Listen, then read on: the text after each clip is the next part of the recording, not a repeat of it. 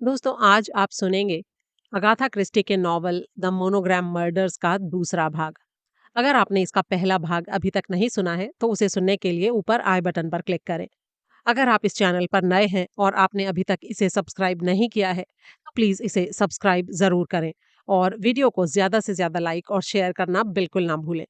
तो चलिए शुरू करते हैं कहानी द मोनोग्राम मर्डर्स अध्याय 4। कई बार किसी का महीनों या सालों पहले कुछ कहा हुआ भी याद आने पर आपको हंसा देता है। और मेरे लिए ये उस बात को लेकर सच है जो पॉयरो ने बाद में दिन में किसी समय मुझसे कही थी। उसने कहा था किसी बहुत तेज दिमाग जासूस के लिए भी ये समझ पाना मुश्किल है कि अगर वो इस मिस्टर लेजरी से बचना चाहे तो क्या करे। अगर किसी के द्वारा की गई उसके होटल की तारीफ कम लगे तो वो उसके पहलू में खड़ा रहकर खुद उस कमी को पूरा करता रहता है। अगर किसी की तारीफ ज्यादा हो तो वो उसे सुनने के लिए वहां खड़ा रहता है, लेकिन मजाल है जो बंदा वहां से टल जाए। लेकिन आखिरकार पॉयरो की कोशिशें अंत में कामयाब रहीं और उसने लेजरी को मना ही लिया कि वो उसे उसके अपने तरीकों पर काम करने के लिए अकेला छोड़ दे। कमरा नंबर 238 में कमरे में जाकर पॉयरो सीधा खिड़की तक चला गया। उसके मन में विचारों की उथल पुथल चल रही थी। हो सकता है रिचर्ड को मारने के बाद खूनी ने इसे भागने के लिए इस्तेमाल किया हो। यहाँ से वो किसी पेड़ के सहारे भी नीचे उतर सकता था, लेकिन उसे इस तरह से भागने की जरूरत क्या थी। वो सीधी तरह साधारण तरीके से कमरे से बाहर भी तो निकल सकता था। शायद हो सकता है खूनी ने नेगस के कमरे के बाहर किसी की आवाजें सुनी हो और वो देखे जाने का खतरा मोल ना लेना चाहता हो। ये बात मुमकिन हो सकती थी। लेकिन फिर भी जब वो आराम से चलते हुए रिसेप्शन तक तीनों खूनों की घोषणा करने वाला वो नोट छोड़ने गया, तब तो उसने देखे जाने का जोखिम उठाया था, और बल्कि उससे भी ज्यादा अपने जुर्म का सबूत छोड़ने के लिए गिरफ्तार होने का भी जोखिम उठाया था। तो फिर यहाँ वो खिड़की से क्यों भागा होगा। पॉयरो ने नीचे फर्श पर पड़ी लाश को फिर से देखा। होठों के बीच धातु की कोई चमक नहीं थी। तीनों शिकारों में सिर्फ रिचर्ड के ही मुंह में कफलिंक एकदम पीछे था। ये बात बेकायदा थी। असल में इस कमरे को लेकर बहुत सारी बातें कायदे से बाहर थीं। इसी कारण पॉयरो ने तय किया था कि वो पहले कमरा नंबर 238 को चेक करेगा। इस कमरे को लेकर वो शक से भरा हुआ था। इसमें कुछ तो था जो ठीक नहीं था, जो बेतरतीब था। पॉयरो नेगस की लाश के पास खड़ा हो गया और उसने त्योरियां चढ़ा ली। फिर गोल गोल घूमते हुए आसपास नजरें दौड़ाई। फिर खुद से ही बोला, मैं खिड़की बंद करके देखता हूं, अगर उससे कोई फर्क पड़ता हो तो। उसने वैसा ही किया और फिर से पूरी जगह को ध्यान से देखा। अभी भी कुछ था जो ठीक नहीं था। और फिर अचानक एक मसला उसके सामने आ खड़ा हुआ, उसकी सोच पर रोक लगाते हुए। फायरप्लेस। उसमें एक टाइल ठीक से नहीं लगी हुई थी। वो सपाट न होकर बाहर को उभरी हुई थी। एक ढीली टाइल। ये पॉयरो की बर्दाश्त के बिल्कुल बाहर था। वो उस टाइल को छूने के लिए झुका तो उसके दिमाग में एक ही ख्याल था कि उसे सीधा करके पीछे को धकेल दे ताकि वो औरों के बराबर हो जाए। लेकिन जब पॉयरो ने उसे छुआ तो वो अंदर जाने की बजाय बाहर निकलकर गिर गई, और उसके साथ एक और चीज निकलकर बाहर आ गिरी। ये एक चाबी थी जिस पर एक नंबर लिखा था, जो था 238। ओ माय गॉड, ये तो इस कमरे की चाबी है। अब पॉयरो ने उस चाबी को फिर से वहीं रख दिया जहां वो उसे मिली थी, और इस बार कमरे के चप्पे चप्पे की फिर से गहन जांच पड़ताल शुरू कर दी। जब उसे और कुछ भी काम का नहीं मिला तो वो कमरा नंबर 317 में चला गया, और उसके बाद 121 में, जहां वो मुझे मिला जब मैं अपने काम करके वापस लौट आया था। मेरे पास कुछ दिलचस्प खबरें थी। लेकिन अब पॉयरो तो पॉयरो है, इसलिए उसने पहले चाबी मिल जाने की अपनी खबर सुनाने की जिद की। बोला, जानते हो इसका क्या मतलब है मेरे दोस्त? खुली हुई खिड़की रिचर्ड ने नहीं खोली थी, वो उसकी मौत के बाद खोली गई थी। कमरा नंबर 238 का दरवाजा अंदर से बंद करने के बाद कातिल को बचकर भागना था। ऐसा करने के लिए उसने नेगस के कमरे के बाहर लगे पेड़ का इस्तेमाल किया, और चाबी को उसने फायरप्लेस की एक उखड़ी हुई टाइल के पीछे छुपा दिया। हो सकता है उसने उसे खुद ही उखाड़ा हो। मैंने सवाल किया, लेकिन उसने चाबी को अपने कपड़ों में क्यों नहीं छुपाया, या फिर अपने साथ क्यों नहीं ले गया, सीधे सादे तरीके से कमरे से बाहर आकर? अरे यही सवाल तो मैं अपने आप से पूछता रहा हूं कैचपूल, और इसका जवाब अभी फिलहाल मैं नहीं दे सकता। मैंने अपनी तसल्ली कर ली है कि इस कमरे यानी 121 में कोई छुपी हुई चाबी नहीं है, और ना ही 317 में कोई ऐसी चाबी है। खूनी जब ब्लॉक्सम होटल से गया तो 2 चाबियां अपने साथ लेकर गया, लेकिन तीसरी को क्यों छोड़ गया? रिचर्ड के साथ अलग तरह का सलूक क्यों किया उसने? मैंने उसकी बात को थोड़ा दरकिनार करते हुए कहा, भाई मुझे इस बारे में कुछ नहीं पता। सुनो, मैंने क्लर्क जॉन गुड से बात की है। वो हमारे लिए तुरुप का पत्ता साबित हुआ है। तुम्हारा कहना सही था पॉयरो। तीनों शिकार एक दूसरे से कनेक्टेड हैं। हैरियट सिपल और ईडा ग्रैंसबरी दोनों कल्वर वैली में ग्रेट हॉलिंग नाम की एक जगह में रहती हैं। रिचर्ड जो है वो डेवन में बिवर्थी नाम की जगह में रहता है, लेकिन वो भी इनसे कनेक्टेड है। होटल के तीनों कमरे उसी ने बुक करवाए थे, ईडा का, हैरियट का और अपना खुद का भी। और उसने उन सब के लिए पैसे एडवांस में दे रखे थे। ओह, क्या वाकई? ये सब तो वाकई बहुत दिलचस्प है। साथ में थोड़ा पेचीदा भी है पॉयरो। बड़ी उलझन ये है कि अगर हैरियट और ईडा एक ही गांव से आ रही थी, वो यहाँ एक साथ क्यों नहीं पहुंची? मैंने कई बार जॉन गुड से ये बात पूछी, लेकिन वो अड़ा हुआ है कि हैरियट बुधवार को ईडा से 2 घंटे पहले पहुंची थी, पूरे 2 घंटे। और जो रिचर्ड है वो हैरियट से 1 घंटा पहले आ गया था। तीनों में सबसे पहले पहुंचने वाला वही था, लेकिन उस टाइम जॉन गुड ने उसे अटेंड नहीं किया था। उसे एक जूनियर क्लर्क ने अटेंड किया था, कोई थॉमस ब्रिगनेल नाम का क्लर्क है। और मैंने ये भी पता लगाया है कि तीनों मरने वालों ने लंदन आने के लिए रेल से सफर किया था, कार से नहीं। ब्लॉक्सम की कुछ कारें हैं जो मेहमानों को स्टेशन से लिवाने के लिए भेजी जाती हैं। हालांकि ये सस्ता नहीं पड़ता, लेकिन होटल वाले आपके लिए ये काम करना पसंद करते हैं। रिचर्ड नेगस ने 3 हफ्ते पहले जॉन गुड के साथ ये इंतजाम कर लिया था कि उसे, हैरियट को और ईडा को होटल की कार स्टेशन पर मिलेगी, हर एक के लिए एक अलग कार। और इन सब चीजों के दाम, कमरों के, कारों के, रिचर्ड ने एडवांस में ही चुका दिए थे। क्या रिचर्ड इतना अमीर आदमी था? पॉयरो ने कुछ सोचते हुए कहा। हाँ, लगता तो है पॉयरो। और रिचर्ड को जरूर तीनों के पहुंचने का पहले से ही पता था, क्योंकि उसी ने कमरे बुक करके पैसे दिए थे। लेकिन शायद हैरियट को यह नहीं पता था कि ईडा भी ब्लॉक्सम आ रही थी, और ईडा को नहीं पता था कि हैरियट भी वहां आ रही थी। मुझे ऐसा लगता है पॉयरो कि कातिल के प्लान के लिए यह जरूरी था कि ईडा और हैरियट को एक दूसरे के वहां होने के बारे में पता ना हो। लेकिन अगर ऐसा था, और इस बीच रिचर्ड नेगस ये जानता था कि वो खुद और दोनों औरतें ब्लॉक्सम में रुके हुए होंगे, तो फिर इससे आगे मुझे कुछ समझ में नहीं आया कि मैं क्या कहूं। यहाँ पर पॉयरो ने बात अपने हाथ में ले ली। हमारी सोच एक ही रास्ते पर चल रही है मेरे दोस्त। क्या रिचर्ड ने अनजाने में अपने ही कत्ल में मदद कर दी? हो सकता है खूनी ने उसे अपने शिकारों को फुसलाकर ब्लॉक्सम बुलाने के लिए राजी कर लिया हो, लेकिन असल में वो उन तीनों को ही कत्ल कर देने के बारे में सोच रहा हो। अब सवाल ये है कि क्या किसी कारण से ये जरूरी था कि ईडा और हैरियट को एक दूसरे के होटल में होने की जानकारी ना हो? अगर ऐसा था, तो ये रिचर्ड नेगस के लिए जरूरी था, या फिर कातिल के लिए, या फिर दोनों के लिए?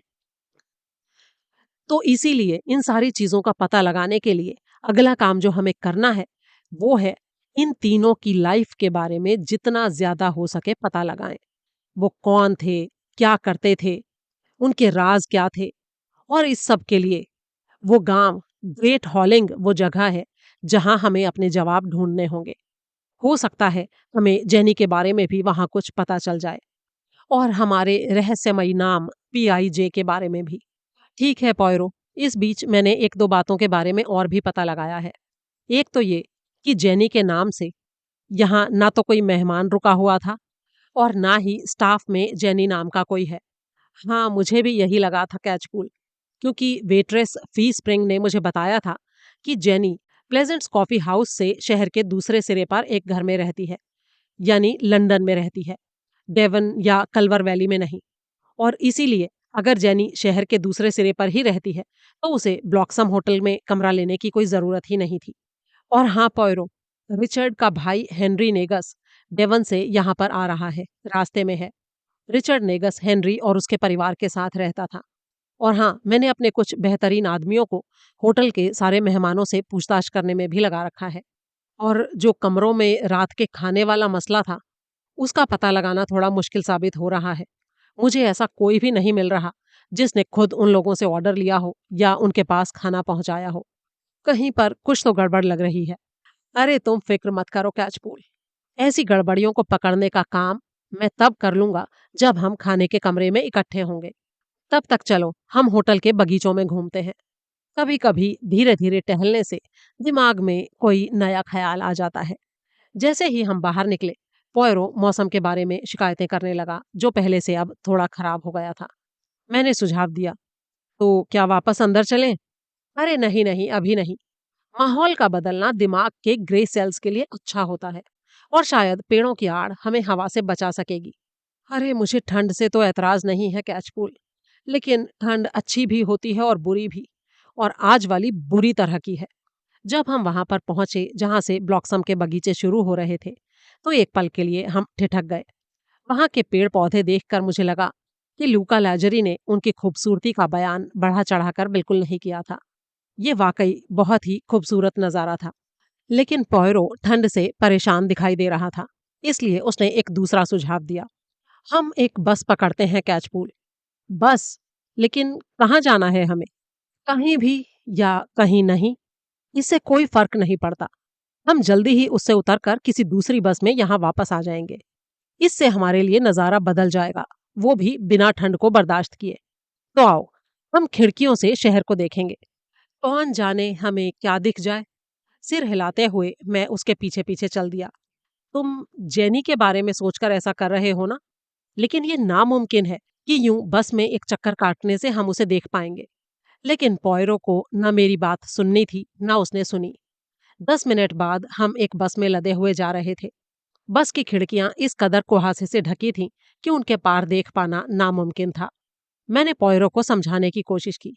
देखो, हो सकता है जेनी खतरे में हो, लेकिन मैं सच कहता हूं, उसका ब्लॉक्सम वाले इस केस से कोई सरोकार नहीं है।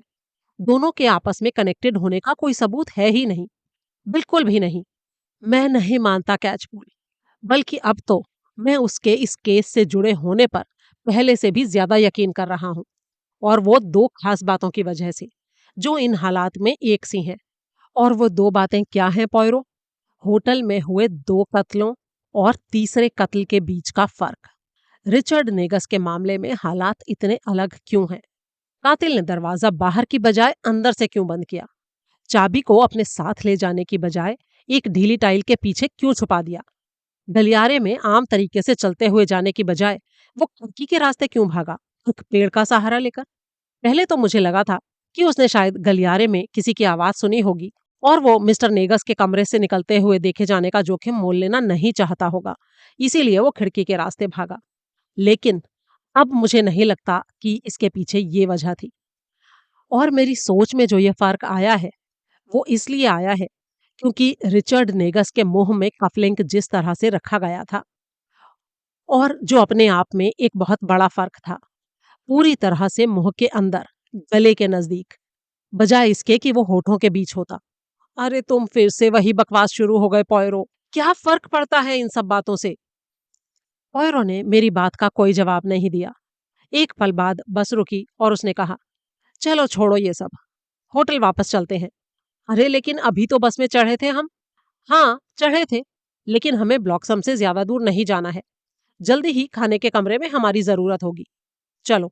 मैंने ऐसा महसूस किया जैसे पॉयरो इस बस में सिर्फ जेनी की तलाश में आया था। उसे बस के अंदर या फिर सड़क पर चलते फिरते कहीं उसके दिख जाने की हल्की सी उम्मीद थी। मैंने एक गहरी सांस ली, अच्छी तरह से ये जानते हुए कि पॉयरो से ये पूछना बेकार होगा कि अगर इतनी जल्दी ही उसे वापस जाना था, तो फिर होटल से आने की ही क्या जरूरत थी। पॉयरो अपनी ही धुन में बेखबर कह रहा था, हमें ये बस छोड़कर दूसरी पकड़नी चाहिए। हो सकता है उसमें बेहतर नज़ारे दिखे। और वाकई उसमें बेहतर नज़ारे थे। पॉयरो हैरान परेशान था कि उसे दूसरी बस में भी जेनी का कोई निशान नहीं मिला। लेकिन मैंने कुछ ऐसे दिलचस्प नज़ारे देखे जिनसे मुझे एहसास हुआ कि मुझे लंदन क्यों पसंद था। जोकर की पोशाक में एक आदमी बड़े ही बेकार ढंग से अपनी जादूगरी दिखाता हुआ, फिर भी वहां से गुजरने वाले उसके पैरों के पास पड़े हैट में सिक्के फेंकते जा रहे थे।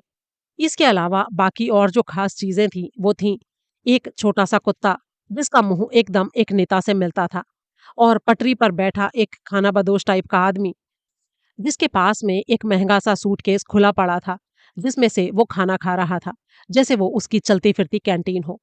मैंने चिल्लाकर कहा, अरे पॉयरो, जरा देखो, इस आदमी को ठंड की परवाह ही नहीं है।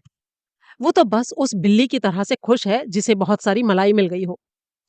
और जरा उस कुत्ते को तो देखो पॉयरो, क्या उसे देखकर तुम्हें किसी की याद आती है? कोई ऐसा जो बहुत मशहूर है, एक नेता? अरे ध्यान से देखो, इसे देखने में तुम चूक कैसे कर सकते हो? पॉयरो ने सख्ती से कहा।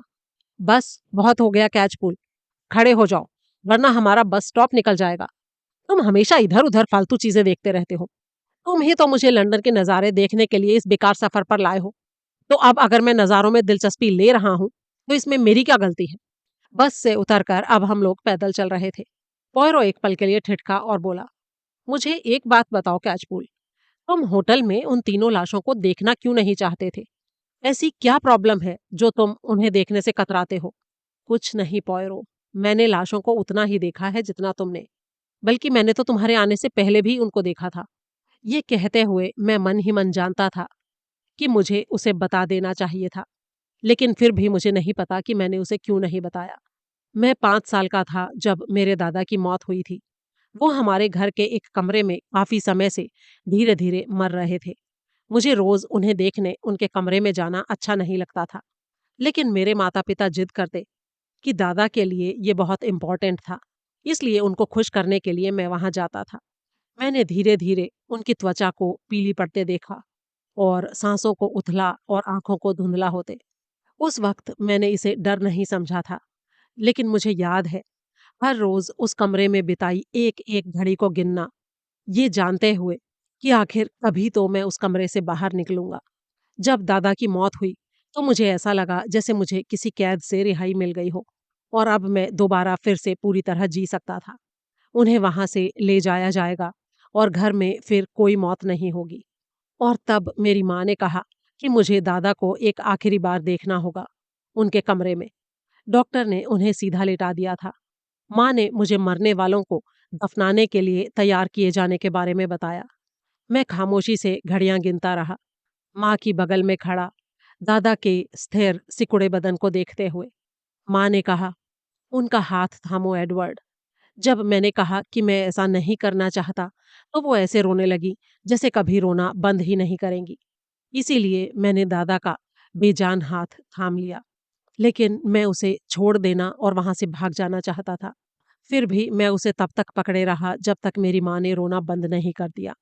उसके बाद हम नीचे की मंजिल पर आ गए और वही स्मृतियां आज तक मुझे डराती हैं। उनका हाथ थामो एडवर्ड, उनका हाथ थामो। अध्याय 5। पॉयरो और मैं ब्लॉक्सम होटल में दाखिल हुए तो मैंने वहां जमा भीड़ पर खास ध्यान नहीं दिया। लूका लैजरी दौड़कर मेरी तरफ आया। वो थोड़ा हैरान परेशान सा दिखाई दे रहा था। मिस्टर कैचपूल, मिस्टर पॉयरो, मुझे आपसे बहुत माफी मांगनी है। मैंने आपको आपके इतने इम्पोर्टेंट काम में मदद करने के लिए आपके सामने एक झूठ रख दिया। दरअसल बात सिर्फ इतनी सी है कि मैंने बहुत सारे लोगों के बयान सुने थे और उनको जोड़ने की मेरी पहली कोशिश नाकामयाब हो गई, और इसके लिए सिर्फ मेरी अपनी बेवकूफ़ी जिम्मेदार है। इसमें किसी और की कोई गलती नहीं है सर। तुमने क्या गलती की है मिस्टर लैजरी? पॉयरो ने पूछा। बहुत संगीन गलती थी सर। आपने कहा भी था कि ऐसा होना नामुमकिन था, और आपकी ही बात सही थी। लेकिन मैं चाहता हूँ कि आप इस बात को समझें प्लीज, कि मेरे इतने बढ़िया स्टाफ ने जो भी हुआ था वो सब सच सच बताया, और उस सच को मैंने तोड़ मरोड़ दिया। लेकिन सिर्फ गलती से सर, मैंने जानबूझकर ऐसा नहीं किया। अच्छा ठीक है, लेकिन बताओ तो सही हुआ क्या है? इस बीच लेजरी का बढ़िया वाला स्टाफ चुपचाप बड़ी बड़ी गोल मेजों पर बैठ चुका था, एक एक लफ्ज को ध्यान से सुनते हुए। सबके चेहरों पर खिन्नता के भाव थे। लेजरी ने कहा, वो मैंने आपको बताया था ना कि मरने वाले तीनों मेहमानों ने शाम के 7:15 बजे डिनर अपने अपने कमरों में मंगवाया था। हर एक ने अलग अलग। असल में ये बात सच नहीं है सर। वो तीनों एक साथ थे। उन्होंने एक साथ खाना खाया था, एक ही कमरे में, ईडा ग्रैंसबेरी के कमरा नंबर 317 में। और तीन नहीं, एक ही वेटर ने 7:15 बजे उनको सही सलामत देखा था। आप मेरी बात समझ रहे हैं मिस्टर पॉयरो? मैंने जो आपको बताया था वो कोई बहुत बड़ा इत्तेफाक नहीं था, बल्कि एक आम सी बात थी। तीन मेहमान जिन्होंने एक ही मेहमान के कमरे में एक साथ खाना खाया, बस। पॉयरो इस बात पर थोड़ा खुश दिखाई दिया। वो वेटर कौन सा है? एक टेबल पर बैठा एक मोटा सा गंजा वेटर उठ खड़ा हुआ। वो 50 के आसपास की उम्र का था और शिकारी कुत्ते जैसे बड़े बड़े जबड़ों और संजीदा आंखों वाला। उसने कहा, वो मैं था सर। क्या नाम है तुम्हारा? Raphael Bobak sir. तुमने कल शाम को 7:15 बजे कमरा नंबर 317 में हैरियट, ईडा और रिचर्ड को डिनर सर्व किया था। डिनर नहीं सर, शाम की चाय। मिस्टर नेगस ने वही ऑर्डर की थी। डिनर के वक्त शाम की चाय। उन्होंने मुझसे पूछा कि अगर वो ऐसा करें तो हमें कोई प्रॉब्लम तो नहीं है, या फिर हम उन्हें डिनर ही खाने पर मजबूर करेंगे। तो मैंने कहा कि वो जो चाहें ले सकते हैं। तो उन्होंने सैंडविच मंगवाए थे, हैम, चीज़, सैल्मन और खीरे के सैंडविच, और अलग-अलग किस्म के केक, और स्कोन भी सर, जैम और क्रीम के साथ। और पीने के लिए क्या ऑर्डर किया था उन्होंने? चाय सर, तीनों के लिए। और रिचर्ड के लिए शेरी? नहीं सर, उन्होंने शेरी का ऑर्डर किया ही नहीं, और ना ही मैं कमरा नंबर 317 में शेरी का ग्लास लेकर गया। तुम्हें पूरी तरह यकीन है? जी हाँ सर, पूरी तरह। इस वक्त तक मुझे महसूस होने लगा था कि ये सारा तमाशा पॉयरो ने ही जारी रखा हुआ था। अगर मैं इसमें बिल्कुल भी हिस्सा नहीं लेता हूँ, तो सबकी नज़रों में मैं कमज़ोर दिखाई देने लगूंगा। इसलिए मैंने खंखार कर सवाल किया, क्या आप सब में से कोई भी किसी भी वक्त हैरियट सिपल के कमरा नंबर 121 में चाय के कप लेकर गया था? या फिर रिचर्ड के कमरे में शेरी लेकर, कल या उससे एक दिन पहले बुधवार को? सबके सिर इनकार में हिले। मैंने इस बात को अपने मन में सुलझाने की कोशिश की। हैरियट सिपल के कमरे में चाय का कप कोई मसला नहीं था।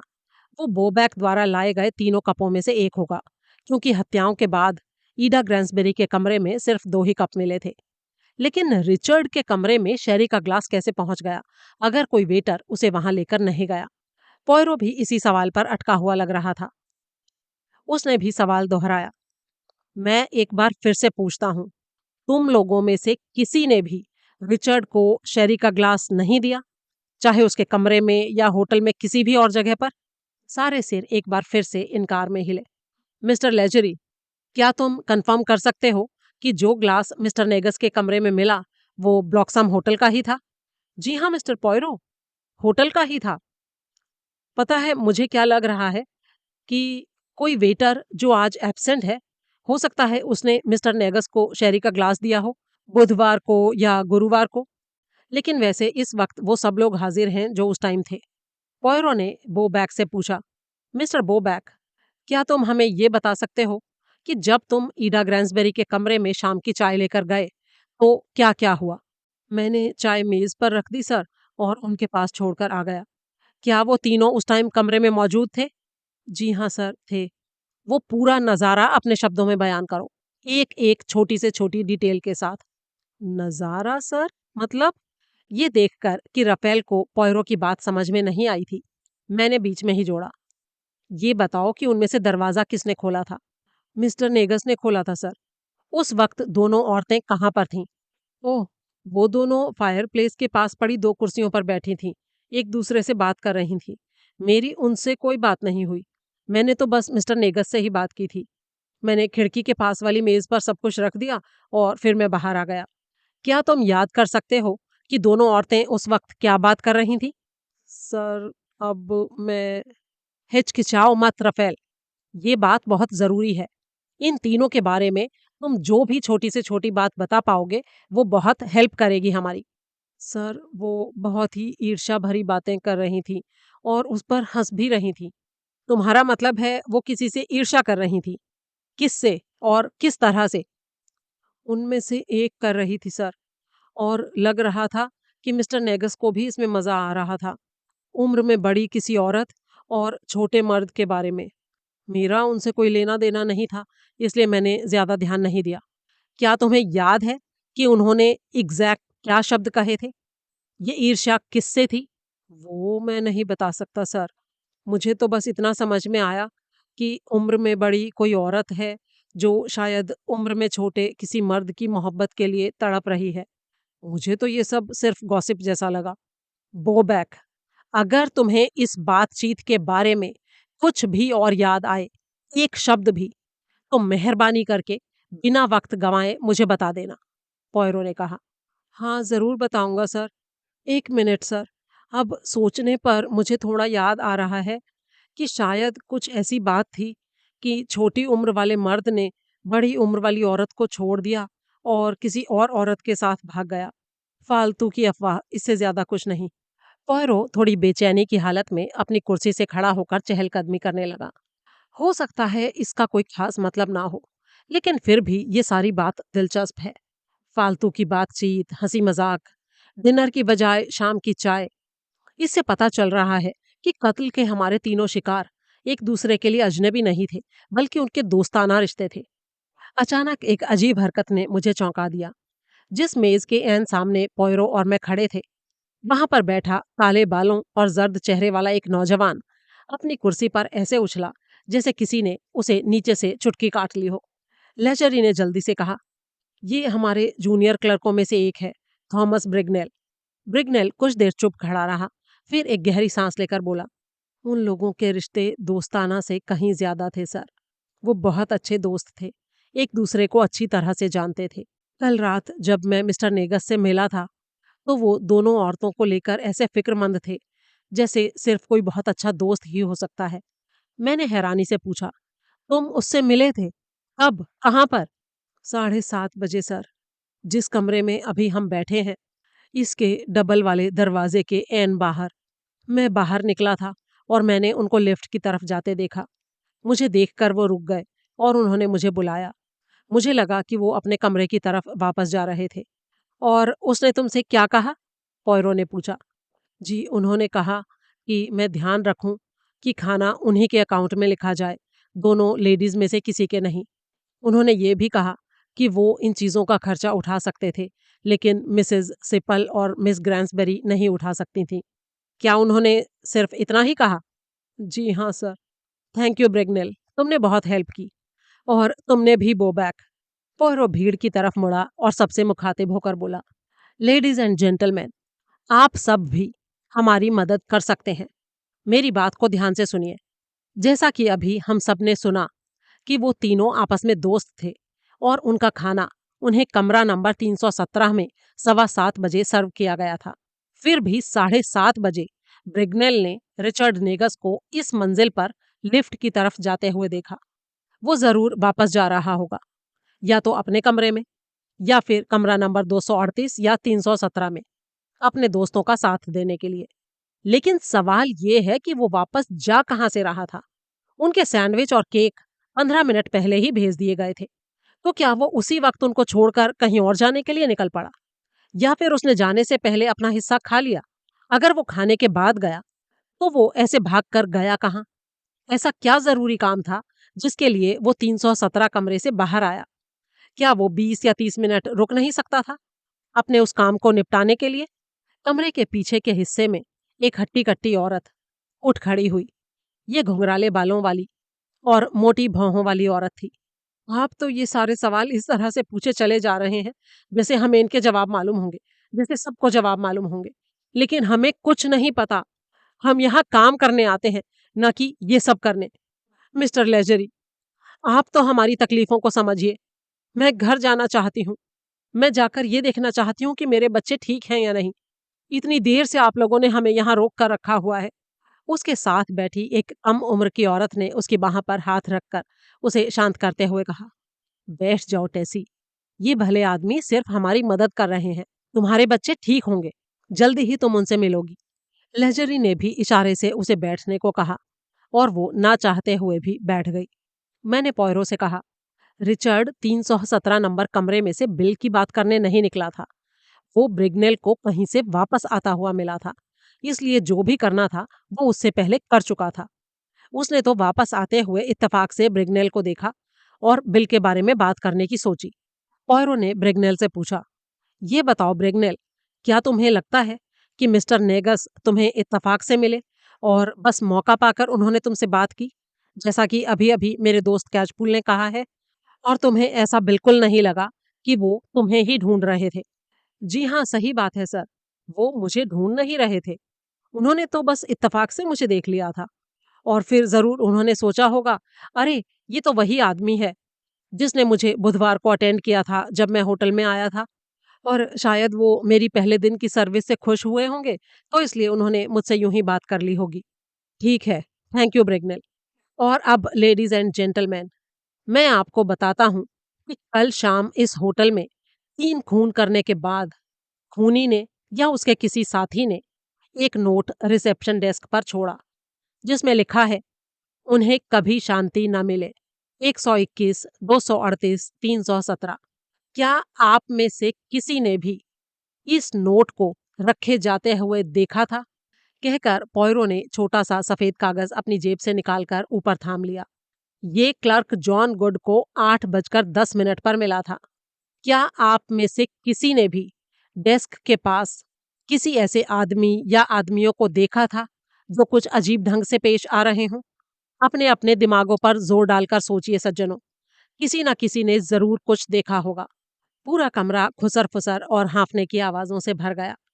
हट्टी कट्टी टेसी ने अपनी आंखें सिकोड़कर बंद कर लीं और अपनी दोस्त के कंधे का सहारा लगा लिया। लेकिन ये सब कुछ सिर्फ एक खूनी की लिखावट देखने से दहल जाने और उत्तेजना की वजह से हो रहा था।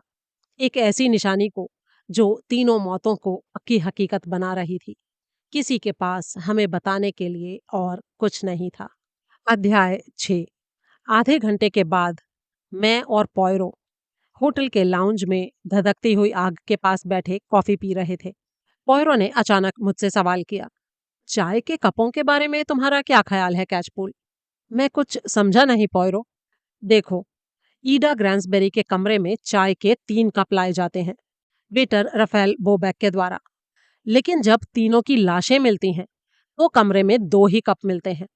तीसरा कप मिलता है हैरियट सिपल के कमरे में, हैरियट की लाश के साथ। तो क्या मिसेस सिपल अपना कप अपने साथ अपने कमरे में लेकर गई? अगर ऐसा था तो उसमें जहर डाले जाने से पहले ले गई या बाद में ले गई? और वैसे भी किन्हीं भी हालातों में होटल के गलियारे में चाय का कप कौन हाथ में उठाकर लेकर जाता है और उसे हाथ में पकड़े पकड़े लिफ्ट में जाता है या फिर 2 मंजिल सीढ़ियां चढ़ता है? आमतौर पर तो चाय उसी कमरे में पी जाती है जहां पर वो सर्व की जाती है। मैंने जवाब दिया, हाँ, आमतौर पर तो उसी कमरे में ही चाय पी जाती है। लेकिन ये कातिल मुझे आम कातिलों से थोड़ा अलग लगता है। और उसके शिकार कैचपूल, क्या वो आम लोग नहीं थे? क्या तुम मुझे इस बात पर यकीन करने के लिए कह रहे हो कि हैरियट सिपल अपनी चाय नीचे अपने कमरे में ले जाती है, कुर्सी पर बैठकर उसे पीती है और तकरीबन उसी टाइम कातिल उसका दरवाजा खटखटाता है और उसकी चाय में साइनाइड डालने का मौका पा लेता है? और जरा याद करो, रिचर्ड नेगस भी ईडा ग्रांसबेरी का कमरा किसी अनजानी वजह से छोड़ देता है, लेकिन उसके बाद जल्दी ही अपने कमरे में वापस आ जाता है, एक ग्लास शेरी के साथ, जो उसे होटल के किसी भी वेटर ने या किसी दूसरे आदमी ने नहीं दी है। और फिर रिचर्ड भी अपनी ड्रिंक के साथ अकेला बैठा है जब कातिल उसके पास आता है। वो भी यही कहता है, हाँ हाँ, मेरी शेरी में जहर डाल दो। और ईडा ग्रांसबेरी वो कमरा नंबर 317 में अकेली धीरज से कातिल के आने का इंतजार करती है। धीरे धीरे अपनी चाय के घूंट भरती है, क्योंकि कातिल के आने से पहले अगर चाय खत्म हो गई तो फिर ये तो बड़ी बदतमीजी की बात हो जाएगी, क्योंकि फिर वो उसे जहर कैसे देगा, साइनाइड किस में डालेगा? डैम इट पॉयरो, तुम मुझसे क्या कहलवाना चाहते हो? मैं भी तुमसे ज्यादा कुछ नहीं समझ पा रहा हूँ। देखो, मुझे लगता है कि तीनों मरने वालों की शायद कोई कहा सुनी हुई होगी। नहीं तो क्यों एक साथ खाने का फैसला करके वो अलग अलग अपने रास्ते पर चले जाते? फिर भी कैचपूल, मुझे नहीं लगता कि गुस्से में कमरा छोड़कर जाने वाली कोई औरत अपने हाथ में बचा हुआ आधा चाय का कप लेकर जाएगी। और वैसे भी क्या उसके कमरे तक पहुंचते पहुंचते वो चाय ठंडी नहीं हो जाएगी? इससे पहले कि मैं कुछ कहता, दरवाजे पर ठक ठक हुई। ये थॉमस ब्रेगनेल था, वही जूनियर क्लर्क जिसने 7:30 बजे रिचर्ड को लिफ्ट के पास देखे जाने के बारे में हमें बताया था। उसका चेहरा पीला पड़ा हुआ था और उसके माथे पर पसीना था। वो अपनी हथेलियां आपस में एक दूसरे से मसल रहा था। क्या बात है थॉमस, तुम कुछ कहना चाहते हो? वो असल में सर, मैंने आपको निराश किया। मिस्टर लेजरी हमेशा से मेरे साथ इतने अच्छे रहे हैं, लेकिन मैंने पहले खाने के कमरे में मैंने नहीं। क्या तुम ये कहना चाहते हो कि खाने के कमरे में तुमने हमें जो बताया वो सच नहीं था? नहीं सर, मैंने एक एक शब्द बिल्कुल सच कहा था, लेकिन मैं 2 चीजें बताने से चूक गया सर। मैं आपको बता नहीं सकता मुझे इस बात का कितना अफसोस है। असल में लोगों से भरे हुए कमरे में बोलना मेरे लिए आसान नहीं है। मैं हमेशा से ऐसा ही हूँ। और फिर एक बात और थी, जिसके कारण वहाँ पर बोलना मेरे लिए और मुश्किल हो गया। वो थी मिस्टर नेगस की कही हुई दूसरी बात, जिसको मैं सबके सामने बताना नहीं चाहता था, क्योंकि उन्होंने मेरी तारीफ की थी। तारीफ की थी? क्या तारीफ की थी? मैंने ऐसा कोई बड़ा काम नहीं किया था सर। मैं तो एक बड़ा ही मामूली सा आदमी हूँ। मेरे अंदर कोई भी खास बात नहीं है। मैं बस अपना काम करता हूँ, जिसके लिए मुझे पैसे दिए जाते हैं, और मैं अपनी तरफ से पूरी कोशिश करता हूँ। लेकिन पता नहीं क्यों फिर भी उन्होंने मेरी तारीफ की, और उसी की वजह से मैं बहुत घबरा गया। उन्होंने क्या कहा था तुमसे? ठीक बताओ। जी, असल में मुझे पूरा यकीन है कि मैंने वो तारीफ पाने लायक कोई काम नहीं किया था। लेकिन जब उन्होंने मुझे देखा, तो वो बोले, आहा ब्रिगनेल, तुम तो बड़े ही काबिल लगते हो। मुझे यकीन है कि मैं तुम्हारे ऊपर भरोसा कर सकता हूँ। और फिर उन्होंने वो बिल की बात की सर, जो मैंने आपको पहले बताई थी। और उन्होंने कहा कि वो खुद बिल भरना चाहते हैं। और एक बात और है सर, बिल की बात तय हो जाने के बाद मिस्टर नेगस ने मुझसे उनके लिए एक शेरी लाने को कहा। वो काम मैंने किया था सर। मैंने तो शेरी को उनके कमरे तक ले जाने की पेशकश की थी, लेकिन उन्होंने कहा कि वो इंतज़ार करेंगे। फिर मैं शेरी लाया, और वो उसे लेकर लिफ्ट से ऊपर अपने कमरे में चले गए। पॉयरो के माथे पर बल पड़ गए। और फिर भी जब मैंने पूछा कि कमरे में मौजूद किसी भी व्यक्ति ने रिचर्ड नेगस को शेरी का ग्लास दिया था, तो तुम कुछ बोले नहीं? ब्रिगनेल थोड़ा चकराया हुआ और परेशान दिखाई दिया, जैसे कि सही जवाब उसकी जीभ की नोक पर था, लेकिन फिर भी वो उसे पकड़ नहीं पा रहा था। मुझे बोलना चाहिए था सर। जैसे ही आपने पूछा, मुझे सारी बात बयान कर देनी चाहिए थी। लेकिन मुझे बड़ा अफसोस है कि मैं अपना फर्ज नहीं निभा पाया। लेकिन उम्मीद है कि अब आपके पास आकर मैंने अपनी गलती को थोड़ा सुधार लिया है। हाँ, ठीक है, लेकिन मैं ये जानना चाहता हूँ कि तुमने उस जगह जवाब क्यों नहीं दिया, जब मैंने पूछा था कि किसने रिचर्ड नेगस को शहरी का ग्लास दिया था? उस टाइम ऐसी क्या बात थी जिसकी वजह से तुम खामोश रहे? अब बेचारा क्लर्क काँपने लग गया। मैं अपनी मरी हुई माँ की कसम खाता हूँ मिस्टर पॉयरो, कि मैंने रिचर्ड से अपनी मुलाकात के बारे में आपको सब कुछ बता दिया है, एक-एक बात। मेरा यकीन कीजिए सर। पॉयरो ने कुछ और बोलने के लिए अपना मुंह खोला, लेकिन मैंने उसकी बात को बीच में ही काट दिया। ठीक है, थैंक यू ब्रिगनेल। हमें पहले ही ये बात ना बताने के लिए चिंता मत करो। मैं समझ सकता हूँ कि लोगों की भीड़ के सामने खड़े होकर बोलना कितना मुश्किल होता है। अब तुम जा सकते हो। ब्रिगनेल इस तरह से दरवाजे की तरफ दौड़ा, जैसे लोमड़ी शिकारी कुत्तों से बचकर भागती है। उसके जाने के बाद मैंने कहा, अरे छोड़ो भी पॉयरो, मुझे उस पर पूरा यकीन है। वो जो भी जानता है उसने सब कुछ हमें बता दिया है। पॉयरो हंसा और बोला, जो बात वो छुपा रहा है वो उसके अपने बारे में है। खाने के कमरे में मैंने 2 बार ये सवाल पूछा था, लेकिन फिर भी उसने शहरी का ग्लास सर्व करने के बारे में नहीं बताया। वो झूठ नहीं बोल रहा, लेकिन वो सच भी नहीं बोल पाता। वो सच को कैसे इस तरह से रोक कर रखता है? और सच कहूं कैचपूल, तो ये भी एक तरह का झूठ बोलना ही है। और तुमने उसे इसलिए यहाँ से भगा दिया ताकि मैं उसके ऊपर दबाव ना डाल पाऊं।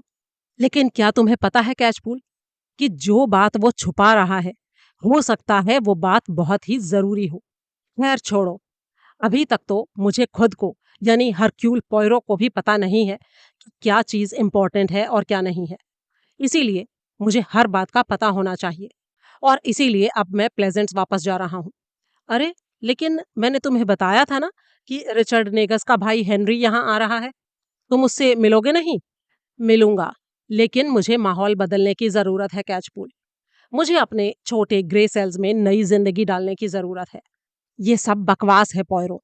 मैं जानता हूँ कि तुम इस उम्मीद में वहां जा रहे हो कि शायद तुम्हें वहां जेनी मिल जाए, या फिर उसकी कोई खबर। लेकिन मैं तुम्हें बता दूं पॉयरो, कि जेनी को लेकर तुम फालतू की दौड़ धूप में लगे हो। हाँ, मुमकिन है कैचपूल, लेकिन अगर कोई खूनी खुला घूम रहा है, तो भला पॉयरो और कर भी क्या सकता है? तुम ऐसा करना, हेनरी नेगस को प्लेजेंट्स में ही ले आना। मैं उससे वहीं बात करूंगा। अध्याय 7। पॉयरो जब कॉफी हाउस में घुसा तो उसने उसे भरा हुआ पाया। वो एक मेज पर जाकर बैठ गया, और उसे देखते ही फी स्प्रिंग तुरंत उसके पास आई। जेनी की कोई खोज खबर? पॉयरो ने उससे सीधे सवाल किया। नहीं मिस्टर पॉयरो, उसे किसी ने भी नहीं देखा। लेकिन पता है, मेरे दिमाग में भी वो वैसे ही अटकी हुई है जैसे आपके। अच्छा, तुमको जेनी की फिक्र है? अरे फिक्र तो है, लेकिन उसके खतरे में होने को लेकर नहीं। उसे बचाना मेरा काम थोड़ी है।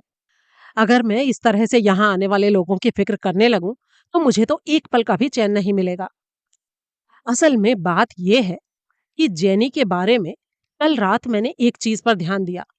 बस मैं ये याद नहीं कर पा रही कि वो क्या था। मुझे ये तो याद है कि मैंने उस टाइम सोचा था कि जेनी का ऐसे कहना या करना अजीब है। लेकिन दिक्कत यह है कि किस बात पर मैंने ये सोचा था, ये मुझे याद नहीं आ रहा।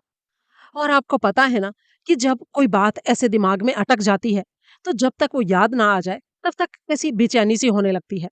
पॉयरो मुस्कुराया और बोला, मुझे बहुत खुशी होगी फी, अगर तुम ये बात याद कर सको, जेनी को लेकर क्या बात तुम्हारे मन में अटकी हुई है।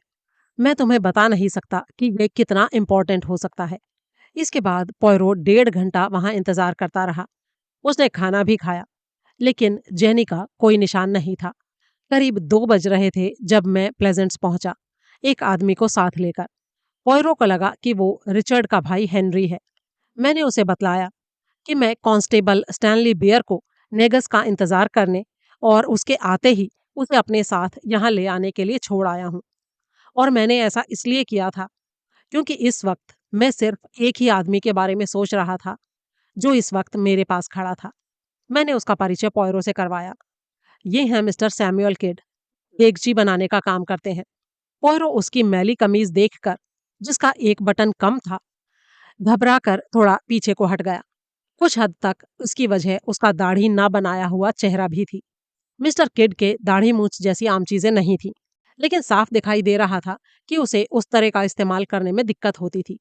इसका सबूत ये था कि उसने रेजर इस्तेमाल करना तो शुरू किया था और फिर खुद को चोट लगा ली थी और इस काम को बीच में ही छोड़ दिया था। नतीजतन एक तरफ से तो उसका चेहरा साफ था लेकिन जख्मी था, जबकि दूसरी तरफ से जख्मी नहीं था लेकिन कड़े बालों से ढका हुआ था। कौन सी साइड ज्यादा भद्दी लग रही थी, इस सवाल को हल करना आसान नहीं था। मैंने पॉयरो से कहा, मिस्टर किड के पास हमें बताने के लिए एक बड़ी ही दिलचस्प कहानी है पॉयरो। मैं ब्लॉक्सम के बाहर खड़ा हेनरी नेगस का इंतजार कर रहा था कि तभी मिस्टर किड वहां आए और 1 मिनट कैचपूल, तुम और मिस्टर किड अभी ब्लॉक्सम होटल से आए हो? अरे हाँ भाई, नहीं तो और क्या, टिम्बकटू से आऊंगा। तुमने सफर कैसे किया? लेजरी ने मुझे होटल की एक कार दे दी थी। तुम्हें वहां से यहाँ पहुंचने में कितना टाइम लगा? ठीक 30 मिनट। सड़कें कैसी थीं? क्या बहुत भीड़ थी? नहीं तो मेरे ख्याल से तो ज्यादा ट्रैफिक नहीं था बिल्कुल भी। क्या तुम्हें लगता है कैचपूल कि अलग हालात में तुम ये सफर कम टाइम में तय कर सकते थे? नहीं, उसके लिए तो मुझे पंख लगाने पड़ेंगे। मेरे ख्याल से 30 मिनट से कम में यहाँ नहीं आया जा सकता। बढ़िया। और मिस्टर किड, अब तुम बैठ जाओ और पॉयरो को अपनी दिलचस्प कहानी सुनाओ। मुझे ये देखकर ताज्जुब हुआ जब पॉयरो की ये बात सुनकर बैठने की बजाय सैमुअल किड हंसा और उसने पॉयरो के शब्दों को बढ़ा चढ़ाकर फ्रेंच या बेल्जियन लहजे में दोहराया, यानी कि ठीक उस लहजे में जैसे पॉयरो बोलता है। अपने लहजे का मजाक उड़ाए जाने से पॉयरो को बहुत बुरा लगा। मुझे उसके लिए हमदर्दी महसूस हुई जब तक उसने ये नहीं कहा, कैचपूल, ये मिस्टर किड मेरा नाम तुमसे बेहतर ढंग से बोल लेता है। उस अस्त व्यस्त शख्स ने ठहाका लगाया और बोला, मिस्टर किड, ओह, मेरी तरफ ध्यान मत दीजिए सर, मैं तो बस अपना मन बहला रहा हूँ। Mister kid. मैं उसकी हरकतों से पहले से ही थोड़ा तंग था, सो मैंने कहा, हम यहाँ ये बकवास करने और हंसी मजाक करने नहीं आए हैं। मेहरबानी करके वो बातें बताओ जो तुमने मुझे होटल के बाहर बताई थी। किड ने 10 मिनट लगाकर कहानी सुनाई, जिसका निचोड़ 3 मिनट में सुनाया जा सकता था, लेकिन वो सुनने लायक थी। बीती शाम 8 बजने के कुछ ही देर बाद ब्लॉक्सम के पास से गुजरते हुए उसने एक औरत को होटल से भागते हुए देखा था, सीढ़ियां उतरकर सड़क पर जाते हुए। वो हाँफ रही थी और काफी डरावनी लग रही थी। वो उसकी तरफ बढ़ने लगा, ये पूछने के लिए कि क्या उसे किसी मदद की जरूरत है, लेकिन वो बहुत तेज थी और किड के उस तक पहुंचने से पहले ही वहां से भाग गई। जब वो भाग रही थी तो उससे कोई चीज जमीन पर गिर गई। ये थी 2 सुनहरी चाबियां। ये एहसास होते ही कि उसने उन्हें गिरा दिया था, वो उनको उठाने के लिए पलटी। उनको अपने दस्ताने पहने हाथ में भींचकर वो जल्दी ही रात के अंधेरे में खो गई। इसके बाद सैमुअल किड ने कहा, मैंने अपने मन में सोचा कि ये तो बड़ी अजीब बात है। उसका चाबियों को इस तरह से पकड़ना। और फिर आज सुबह मुझे हर जगह पुलिस दिखाई दी। तो मैंने उनमें से एक से पूछा कि भाई इतनी हलचल क्यों है। फिर जब मैंने इन कत्लों के बारे में सुना तो मैंने सोचा, ओ सैमी, तुमने जिसको देखा वो तो एक खूनी हो सकती थी। कितनी डरावनी लग रही थी वो औरत। और वो उस आदमी की कमीज पर पड़े धब्बों में से एक पर नजरें गड़ाए था। वो बोला, तुम्हारी कहानी एक पहेली जैसी है मिस्टर किड। तुमने कहा 2 चाबियां थी। हाँ सही है सर, 2 सुनहरी चाबियां। तुम उस औरत के इतने पास थे कि उनको ठीक से देख सके? जी हाँ सर, ब्लॉक्सम के सामने वाली सड़क पर बहुत रोशनी रहती है। मुझे देखने में कोई परेशानी नहीं हुई। अच्छा, क्या तुम मुझे इन चाबियों के बारे में कुछ और बता सकते हो, उनके गोल्डन कलर के अलावा? जी हाँ सर, उनके ऊपर नंबर लिखे थे, जैसे 100, 200, इस टाइप के नंबर सर। क्या तुमने चाबियों के ऊपर यही नंबर लिखे देखे थे, 100 और 200? अरे नहीं सर, उनमें से 100 और कुछ था एक नंबर, अगर मुझे गलती नहीं लग रही है तो। और दूसरा शायद 300 कुछ था। हालांकि मैं पक्के तौर पर नहीं कह सकता, लेकिन इतना जरूर कह सकता हूँ कि वो इसी तरह से थे, 100 और कुछ और 300 और कुछ। मेरे पेट में एक हॉल सी उठी। कमरा नंबर 121 यानी हैरियट सिपल का कमरा, और कमरा नंबर 317 यानी ईडा ग्रैंसबरी का कमरा। ऐसा लग रहा था कि बीती रात सैमुअल किड खूनी से कुछ ही इंच की दूरी पर था। पॉयरो ने अपना अगला सवाल दागा। ये औरत जो तुमने देखी, क्या उसके बाल सुनहरे थे और हैट और कोट भूरे रंग के थे? इस बात में कोई शक नहीं था कि वो जेनी के बारे में सोच रहा था। मुझे अभी भी ऐसा लग रहा था कि जेनी का इस केस से कोई लेना देना नहीं था, लेकिन मैं पॉयरो का तर्क समझ सकता था। जेनी गत रात बेचैनी की हालत में लंदन में घूमती रही थी, और ये दूसरी औरत भी। तो मुमकिन था कि दोनों एक ही हों। अरे नहीं सर, वो हैट तो पहने थी, लेकिन वो तो हल्का नीला था और उसके बाल काले थे, घुंघराले और काले। उसकी उम्र कितनी होगी? मैं किसी औरत की उम्र का अंदाजा तो नहीं लगाना चाहूंगा सर, लेकिन फिर भी कहूंगा जवान और बूढ़ी के बीच। नीले हैट के अलावा उसने और क्या पहना था? मैंने उस पर तो ध्यान नहीं दिया सर, मैं तो बस उसके चेहरे को ही देख रहा था। क्या वो खूबसूरत थी? जी हाँ, लेकिन मैं उस वजह से उसे नहीं देख रहा था। मैं तो इसलिए देख रहा था क्योंकि मैं उसे जानता हूँ। मैंने बस उसको एक नजर देखा और मैंने अपने आप से कहा, सैमी, तुम तो इस औरत को जानते हो। और वो अपनी कुर्सी पर बैठे बैठे जोर से हिला। अगर तुम उसे जानते हो मिस्टर किड, तो हमें बताओ कि वो कौन है। वो मैं नहीं बता सकता सर, मैं अपने दिमाग में यही सोच रहा था जब वो भाग गई। मुझे याद नहीं कि मैं उसे कैसे जानता हूँ, उसका नाम भी जानता हूँ या नहीं। लेकिन हाँ, इतना जरूर कह सकता हूँ कि उसका देगचियां बनाने के मेरे काम से कोई संबंध नहीं है।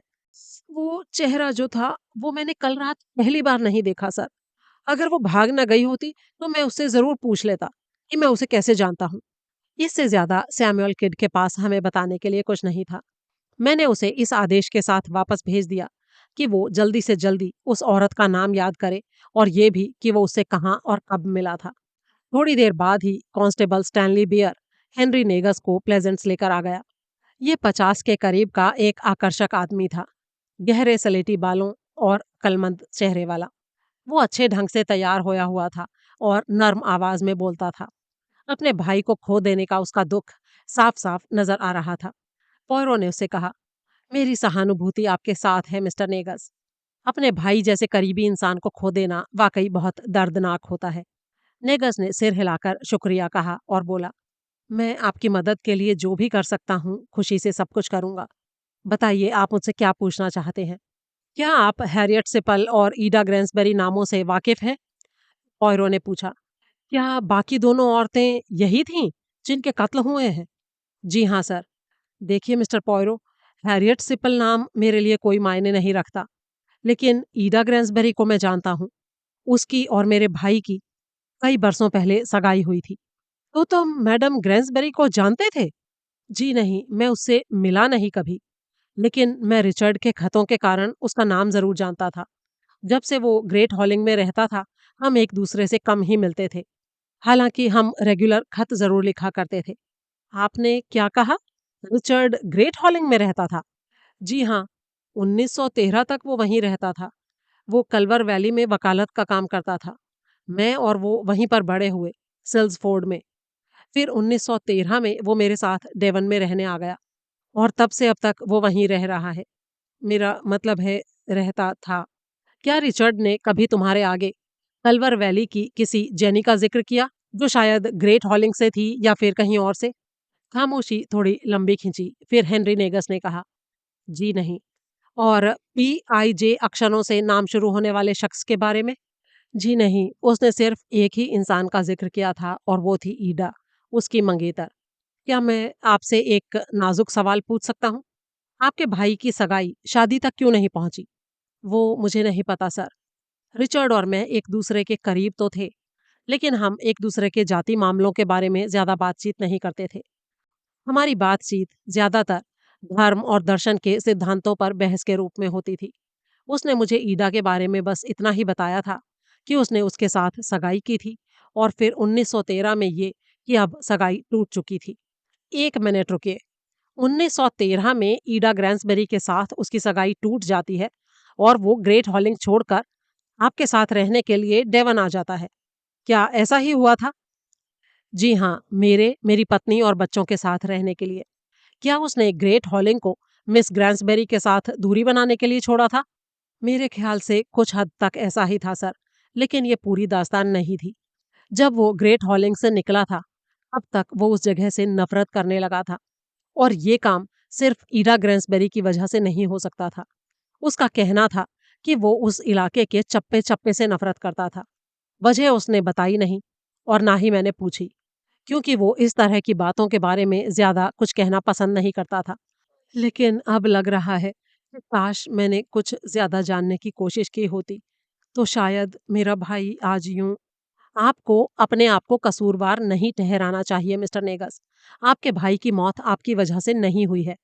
मिस्टर पॉयरो, गांव में मेरे भाई के साथ जो भी कुछ हुआ था, वो शायद बहुत ही बुरा था और इसीलिए रिचर्ड कभी भी उसके बारे में बात करना नहीं चाहता था। आपको पता है मिस्टर पॉयरो, मेरा भाई बहुत ही तेज दिमाग वाला और सुलझा हुआ इंसान था। कोई भी बारीकियों पर उस तरह से ध्यान नहीं देता जैसे मेरा भाई देता था, हालात बिगड़ जाने से पहले तक। वो जो भी करता था, पूरी सावधानी और होशियारी से करता था। आप कोई भी काम उसके भरोसे पर छोड़ सकते थे और इसीलिए तो वो इतना सफल वकील था। मुझे हमेशा से लगता था कि एक ना एक दिन वो सब कुछ ठीक कर लेगा। और फिर जब कुछ महीने पहले वो फिर से खुश रहने लगा, तो मैंने सोचा आखिरकार उसमें जीने की ख्वाहिश दोबारा आ ही गई। मुझे पूरी उम्मीद थी कि वो फिर से काम के बारे में सोचने लगेगा, इससे पहले कि उसकी आखिरी कौड़ी तक खर्च हो जाए। एक मिनट मिस्टर नेगस, आप जरा प्लीज थोड़ा धीरे धीरे बताइए। जब आपका भाई आपके घर रहने आया, तो वो उस वक्त कोई काम नहीं कर रहा था? जी नहीं। जब रिचर्ड डेवन आया, तो उसने ग्रेट हॉलिंग और ईडा ग्रैंसबरी के साथ साथ वकालत का अपना काम भी छोड़ दिया था। वो बस अपने कमरे में बंद रहता और खूब शराब पीता। ना घर से बाहर निकलता, ना किसी से मिलता, ना ही किसी को खत लिखता और ना ही उसके लिए किसी के खत आते थे। वो बस किताबें पढ़ता रहता और एकटक शून्य में देखता रहता था।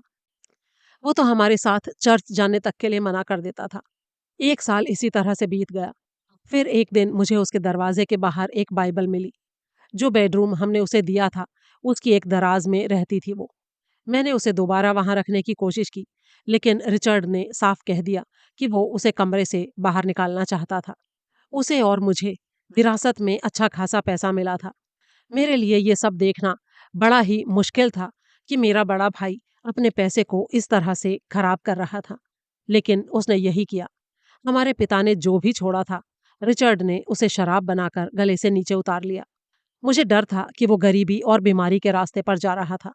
मैं देर रातों तक उसकी फिक्र में जागता रहता, उस भयानक अंत की फिक्र में जो उसका हो सकता था। हालांकि पल भर के लिए भी ये विचार मेरे दिमाग में नहीं आया था कि रिचर्ड का कभी खून हो जाएगा, लेकिन असल में ये ख्याल मेरे मन में आना चाहिए था। पॉयरो एकदम से चौंक गया। आपको ऐसा ख्याल क्यों आना चाहिए था? हेनरी ने जवाब देने से पहले कुछ सोचा। फिर उसने कहा, ये कहना शायद कल्पना होगी कि रिचर्ड जानता था कि उसका खून हो जाएगा, क्योंकि ऐसी बात भला कौन जान सकता है। लेकिन जिस दिन से वो मेरे घर आया था, उसकी चाल ढाल ऐसे उदास और बर्बाद आदमी जैसी थी जिसकी जिंदगी खत्म हो चुकी हो। लेकिन मरने से कुछ महीने पहले वो काफी खुश दिखने लगा था। मेरी पत्नी का ध्यान भी इस बात पर गया था। बल्कि अगर मैं ये कहूं कि जिस दिन रिचर्ड मरा, उस दिन वो पिछले कई सालों से ज्यादा खुश था, तो शायद ये मेरे लिए कुछ तसल्ली की बात होगी। लेकिन अब मुझे समझ में आ रहा है कि शायद वो खुशी नहीं थी। उसके बजाय ऐसा लग रहा था जैसे वो कोई प्लानिंग कर रहा हो। ऐसा लग रहा था जैसे कई साल बिना किसी लक्ष्य के रहने के बाद उसे फिर से कोई मकसद मिल गया हो। हालांकि मैं ये बिल्कुल नहीं जानता कि वो मकसद क्या हो सकता था। और उसके अंदर ये बदलाव आपको किस तरह से नजर आया? वो कई तरह से नजर आया मिस्टर पॉयरो। रिचर्ड अब अक्सर नाश्ता लेने के लिए उठकर नीचे आने लगा था। उसमें पहले से ज्यादा जोश और ऊर्जा आ गई थी। उसकी अपनी साफ सफाई भी पहले से बेहतर हो गई थी। और सबसे ज्यादा ध्यान खींचने वाली बात यह थी कि उसने पीना छोड़ दिया था। मैं बता नहीं सकता कि इस बात के लिए मैं कितना शुक्रगुजार था। मैंने और मेरी पत्नी ने दुआ मांगी कि वो जो भी काम करना चाहता है उसमें सफल हो जाए, ताकि आखिरकार वो ग्रेट हॉलिंग के शाप की जकड़न से आजाद हो सके और एक कामयाब जिंदगी जी सके। ग्रेट हॉलिंग का शाप? आपको लगता है कि वो गांव शापित है? अरे नहीं नहीं मिस्टर पॉयरो, ये तो मेरी पत्नी के शब्द हैं जो अनजाने में मेरे मुंह से निकल गए। असल में कोई और बेहतर कहानी हाथ ना लगने के कारण उसने शायद ये शाप का ख्याल मन ही मन गढ़ लिया। रिचर्ड के वहां से भाग आने के आधार पर, उसकी टूटी सगाई के कारण, और सिर्फ एक बात और के कारण जो वो ग्रेट हॉलिंग के बारे में जानती है। और ऐसी कौन सी बात है? मैंने पूछा। वो दरअसल वहां के जवान पादरी और उसकी पत्नी की मौत की भयानक ट्रेजेडी की बात है। रिचर्ड ने ही खत लिखकर हमें इसके बारे में बताया था। गांव से निकलने से कुछ महीने पहले वो दोनों पति पत्नी एक दूसरे से कुछ ही घंटों के अंतराल पर मर गए थे। ओह, क्या वाकई? और उनकी मौत की वजह क्या थी? पॉयरो ने सवाल किया। वो सब मैं नहीं जानता। रिचर्ड ने अपने खत में ये सब नहीं लिखा था। उसने बस ये लिखा था कि वो एक बहुत ही बड़ी ट्रेजेडी थी। मैंने बाद में एक बार उससे पूछा था, लेकिन वो मुझ पर चिल्लाने लगा और उसने मुझे इसके बारे में और कुछ भी नहीं कहा। अध्याय 8। जब हम आधे घंटे बाद अपने किराए के मकान में जाने के लिए प्लेजेंट्स कॉफी हाउस से बाहर निकले, तो पॉयरो ने कहा, मुझे ऐसा लगता है कैचपूल कि 16 साल पहले होने वाली ये सारी दुर्भाग्यपूर्ण घटनाएं आपस में जुड़ी हुई हैं। पादरी और उसकी पत्नी का दुखद अंत, रिचर्ड का अचानक ईडा से अपनी मंगनी तोड़ देना, और फिर भागकर अपने भाई के पास चले जाना और वहां एक फिजूल सी जिंदगी बिताना, ये सब कुछ। मैंने मुस्कुराकर कहा, हर चीज को आपस में जोड़ देना लुभाता जरूर है पॉयरो, लेकिन क्या ये ज्यादा मुमकिन नहीं कि इन सारी बातों का एक दूसरे से कोई लेना देना हो ही ना? नहीं, मैं ऐसा नहीं कहूंगा मेरे दोस्त। जरा इस तरह से सोचो, बात सिर्फ इतनी नहीं है कि एक जवान पादरी अचानक मर गया। बात यह भी है कि उसके मरने के चंद घंटे बाद ही उसकी बीवी भी मर गई। ये बड़ी ही अजीब बात है। अब ऊपर से ये कि रिचर्ड अपने भाई को इस हादसे के बारे में लिखता है। उसके कुछ ही महीनों बाद ईडा ग्रैंसबेरी के साथ उसकी सगाई भी टूट जाती है। वो भागकर डेवन चला जाता है, जहां पर उसका पतन शुरू हो जाता है। वो अपने कमरे में बाइबल तक रखने से मना कर देता है और चर्च भी नहीं जाता। जरा इस बात की गहराई में जाने की कोशिश करो कैचपूल। एक पादरी और उसकी पत्नी ग्रेट हॉलिंग में दुखद ढंग से मर जाते हैं, और उसके कुछ ही समय बाद रिचर्ड नेगस उस गांव से, चर्च से और बाइबल तक से नफरत करने लगता है, जबकि उससे पहले ऐसा कुछ भी नहीं था। फिर उसके बाद वो डेवन चला जाता है, जहां कई सालों तक वो सिर्फ नीचे ही गिरता जाता है। उसका भाई भी उसकी लाइफ में कोई दखल अंदाजी नहीं करता। कई साल तक वो चुप रहकर अपने भाई की फिक्र करता रहता है। वो बेशक दुआ भी मांगता है और अपने भाई के लिए ठीक हो जाने की उम्मीद भी करता है। और फिर जब वो उम्मीद छोड़ देता है, तो लगता है जैसे उसकी दुआ कबूल हो रही है। कुछ महीने पहले रिचर्ड नेगस अचानक से खुश दिखाई देने लगता है। ऐसा लगता है जैसे वो कोई प्लानिंग कर रहा है। तो हो सकता है उसकी उसी प्लानिंग में ये सब कुछ शामिल हो।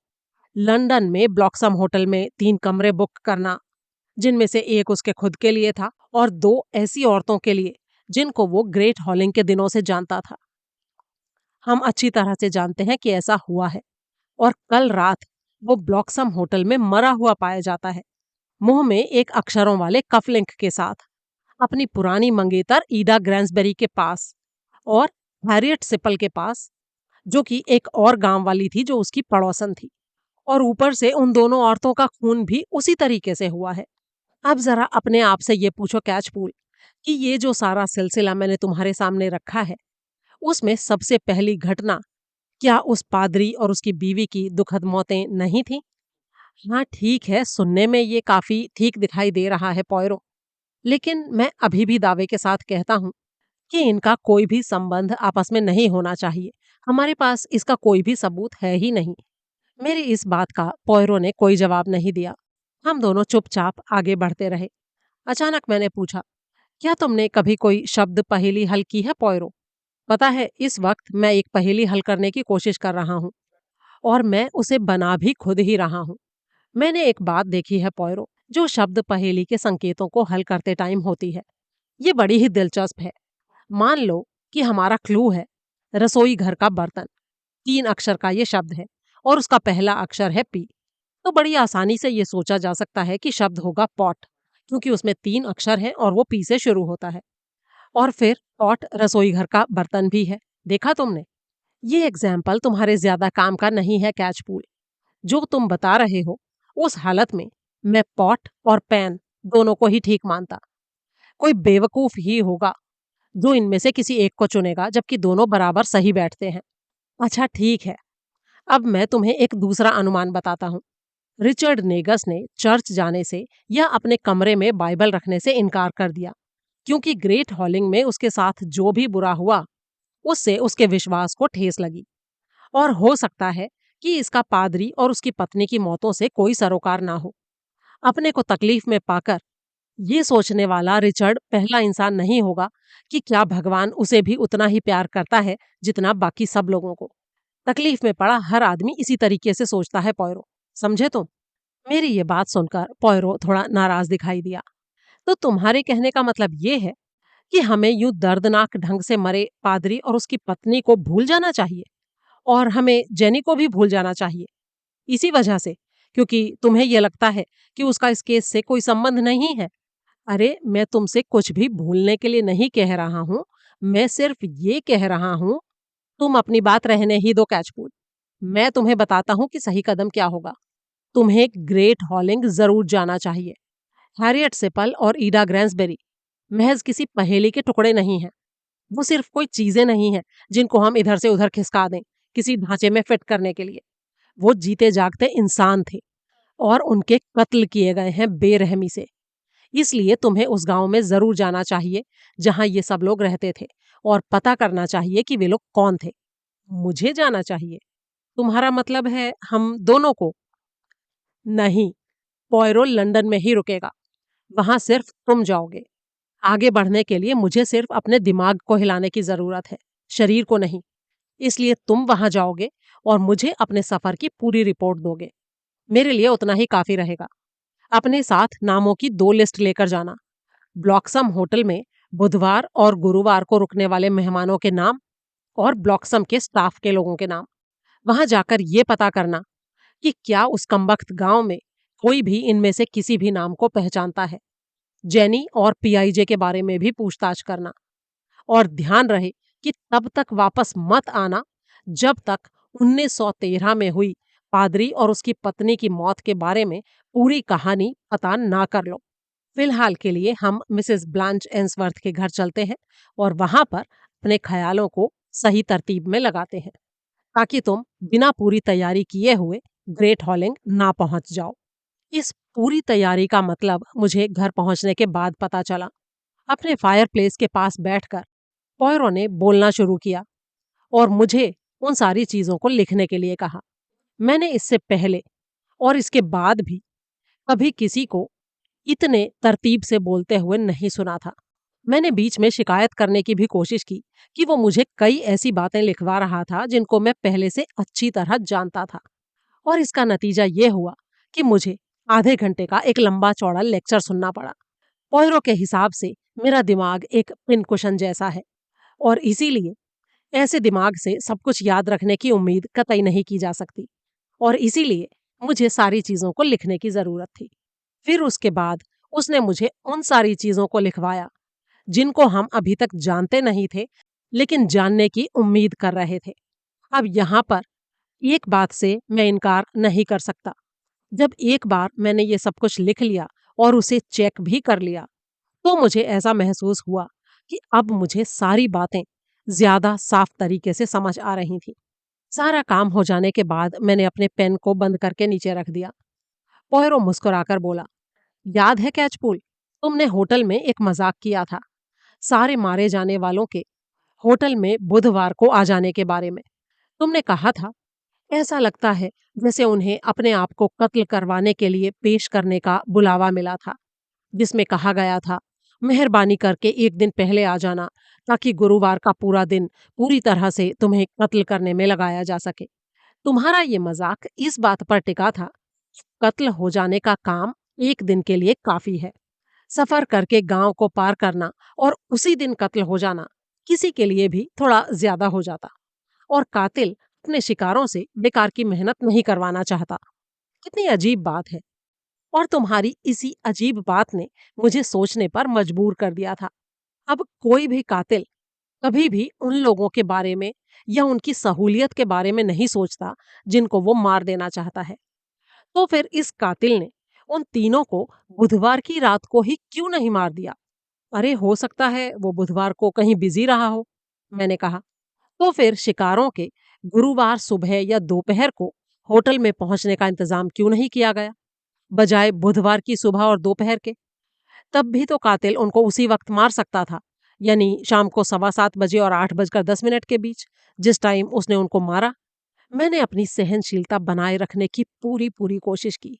देखो पॉयरो, तुम चीजों को जरूरत से ज्यादा उलझा रहे हो। सब मरने वाले एक दूसरे को जानते थे। हो सकता है उन सब को 2 रातों के लिए लंदन में होने की कोई वजह हो, कोई ऐसी वजह जिसका कातिल से कोई लेना देना ना हो, और कातिल ने उनको मारने के लिए दूसरी रात चुनी क्योंकि उस दिन उसके लिए ज्यादा आसानी थी। हो सकता है उसने उन्हें ब्लॉक्सम बुलाया ही ना हो, उसे सिर्फ ये पता हो कि वो वहां पर आएंगे।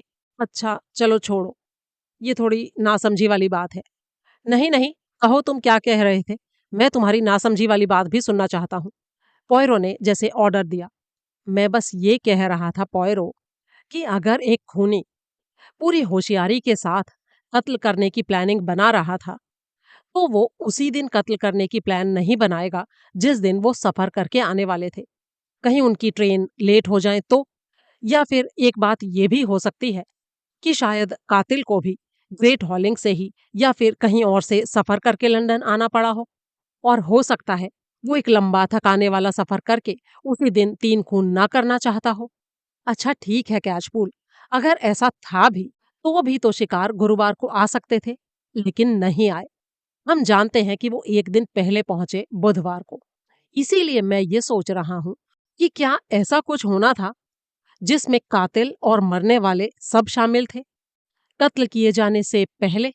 अगर ये बात सही है तो शायद कातिल दूर से नहीं आया था, बल्कि यहीं लंदन में ही था।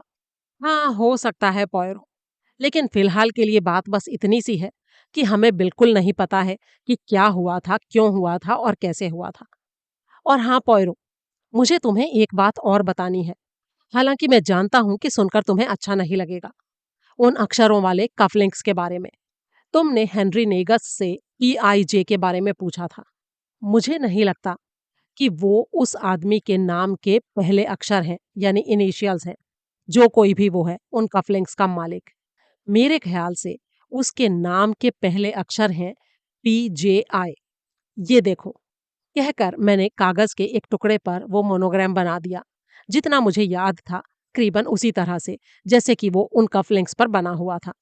जरा देखो पॉयरो, क्या तुम देख रहे हो कि इसके अंदर आई ज्यादा बड़ा है और उसके दोनों तरफ के P और J छोटे हैं। मोनोग्राम बनाने का यही तरीका आजकल चलन में है। जो बड़ा वाला अक्षर होता है वो कुल नाम यानी सरनेम बताता है और बीच में होता है। पॉयरो के माथे पर बुरी तरह से बल पड़ गए। उसने सिर हिलाते हुए कहा, मोनोग्राम के ऊपर इनिशियल्स जानबूझकर गलत ऑर्डर में होते हैं? मैंने पहले ऐसा कभी नहीं सुना। ऐसा ख्याल भला किसके दिमाग में आएगा? ये कितनी बेतुकी बात है। चाहे बेतुकी हो या तुकी, लेकिन आम चलन यही है। और इस बात पर मेरे ऊपर भरोसा करो, मेरे ऑफिस में काम करने वाले कई लोगों के पास ठीक इसी तरह के मोनोग्राम है।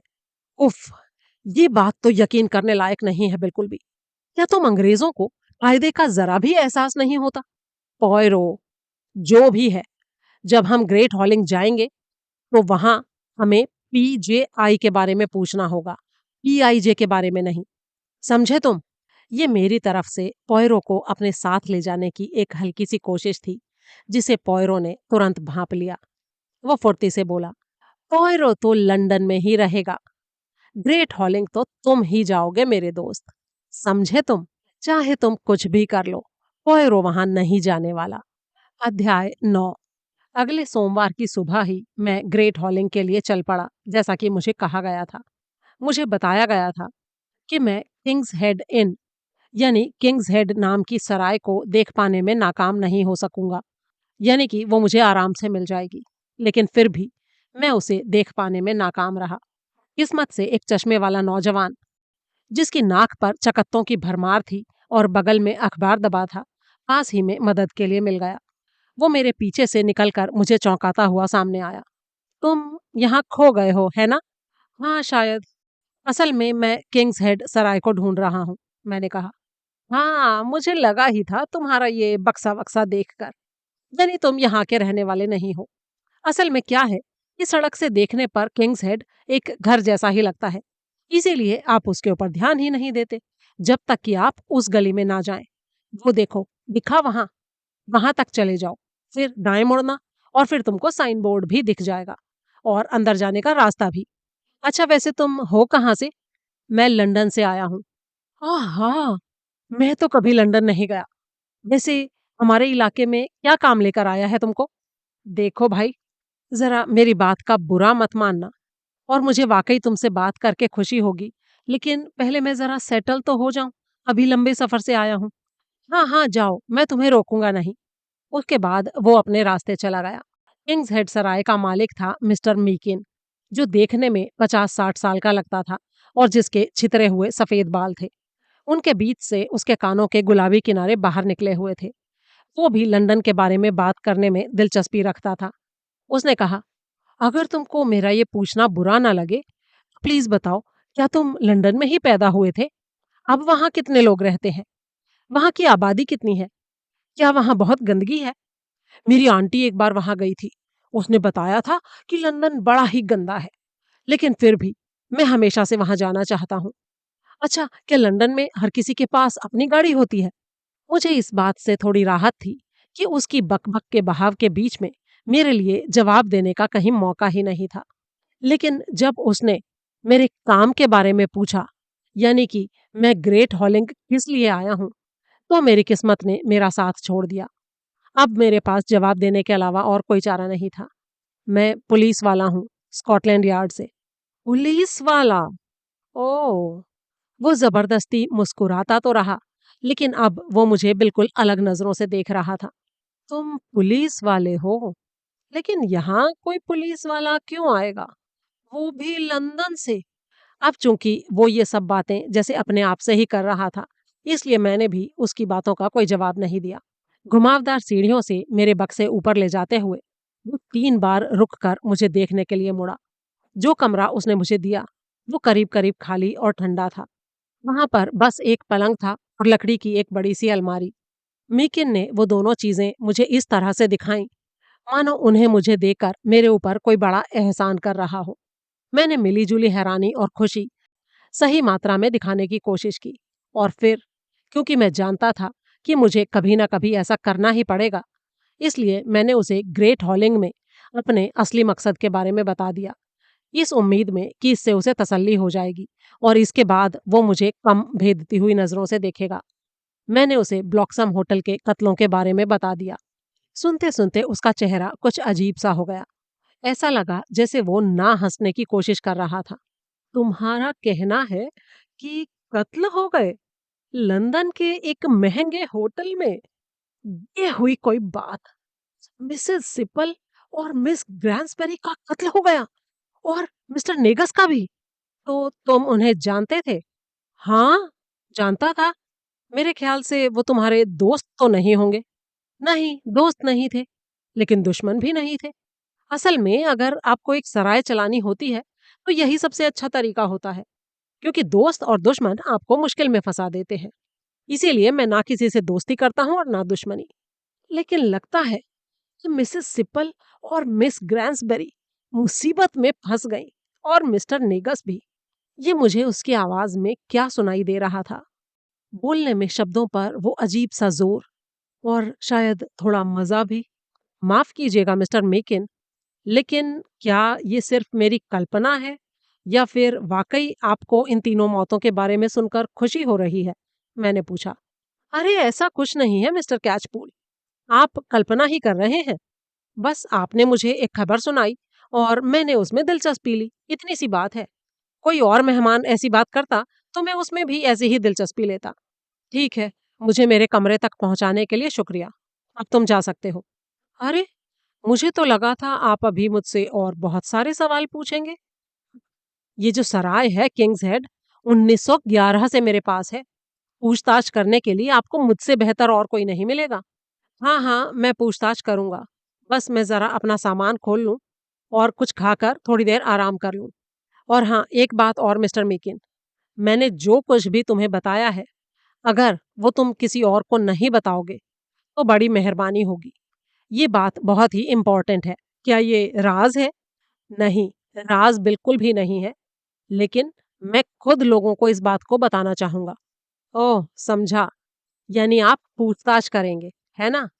लेकिन मैं बता दूं कि पूरे ग्रेट हॉलिंग में एक भी इंसान ऐसा नहीं है जो आपके जानने लायक कुछ बता देगा। लेकिन अभी अभी तो तुमने कहा था कि मैं तुमसे ही बात कर सकता हूँ। देखिए साहब, मैंने आपसे ये कहा था कि आप मुझसे सवाल करना चाहेंगे। ये नहीं कहा था कि मैं उनके जवाब देना चाहूंगा। हालांकि मैं आपको ये कहूंगा कि अगर लंदन में किसी होटल में 3 कत्ल हुए हैं, तो आपको अपनी पूछताछ लंदन में ही करनी चाहिए, यहाँ गांव में नहीं। इतना कहकर वो तेजी से घूमा और बाहर चला गया। मैं पलंग पर बैठ गया, फिर एकदम से उठ खड़ा हुआ। मुझे ताज़ा हवा की जरूरत महसूस हो रही थी। काश ग्रेट हॉलिंग में किंग्स हेड के अलावा ठहरने की कोई दूसरी जगह मिल जाती। मैंने कुछ मिनट पहले ही उतारा हुआ अपना कोट पहन लिया, कमरे को ताला लगाया और सीढ़ियों से नीचे उतर आया। मिस्टर मीकिन बार के पीछे खड़ा बियर के ग्लास सुखा रहा था। मेरे कमरे में आने पर वो थोड़ा झुक गया।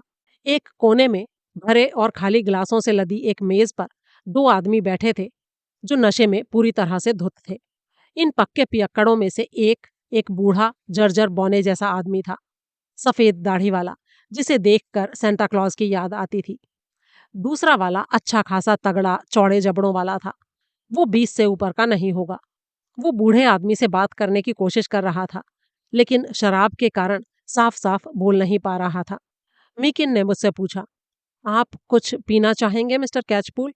अभी नहीं, बाद में, शुक्रिया। तभी नशे में धुत नौजवान लड़खड़ाता हुआ खड़ा हो गया। वो अचानक गुस्से में नजर आया और उसने कुछ कहा जो नहीं से शुरू होता था। बाकी शब्द साफ नहीं थे। वो मेरे पास से लड़खड़ाता हुआ बाहर सड़क पर चला गया।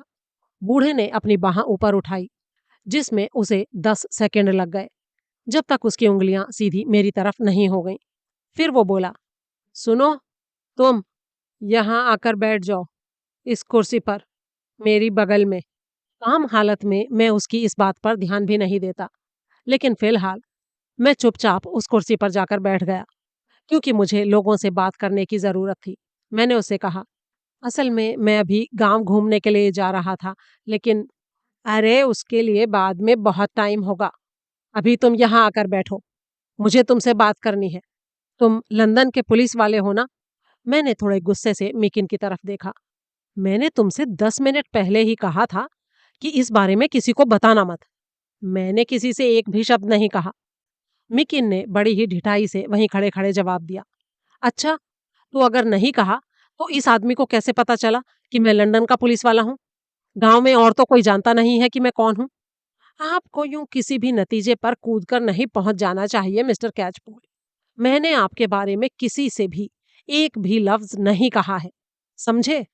अब ये तो साफ था कि वो आदमी झूठ बोल रहा था और उसे ये भी पता था कि मुझे ये बात मालूम थी।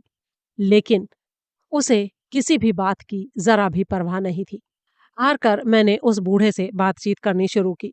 मेरे कुछ बोलने से पहले ही वो इस तरीके से बोलने लगा जैसे हमारी बातचीत पहले से ही पूरे जोर शोर से चल रही हो। उसने कहा, तुम्हें पता है लंदन के पुलिस वाले, वो जो अभी आदमी यहाँ से उठकर गया है, वो कितना बेकार और वाहियात आदमी है। उसके माँ बाप भी वैसे ही हैं। वो पढ़ नहीं सकते, ना ही अपना नाम लिख सकते हैं और ना ही ये कमबख्त पढ़ लिख सकता है। 20 साल की उसकी उम्र है और जरा देखो उसे, जब मैं उसकी उम्र का था। ओहो, लेकिन वो सब तो अब पुरानी बात हो गई है।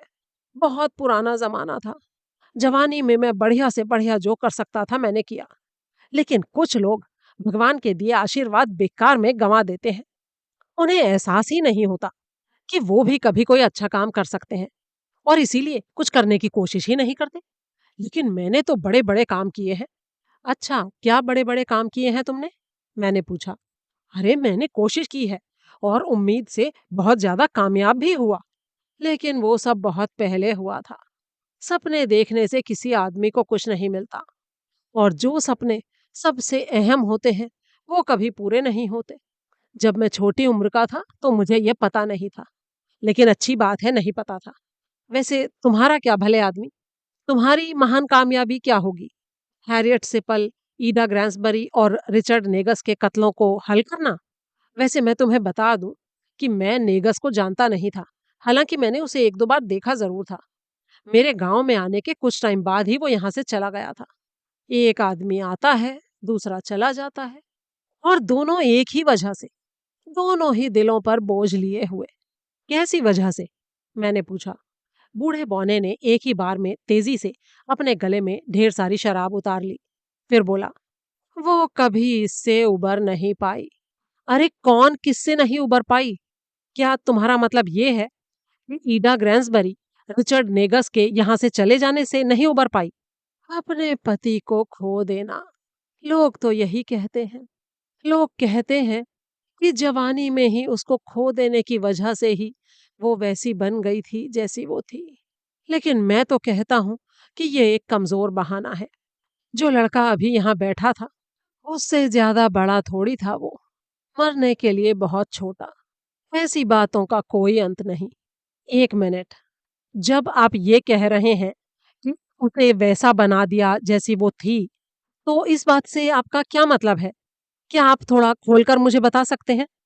क्या कहा तुमने?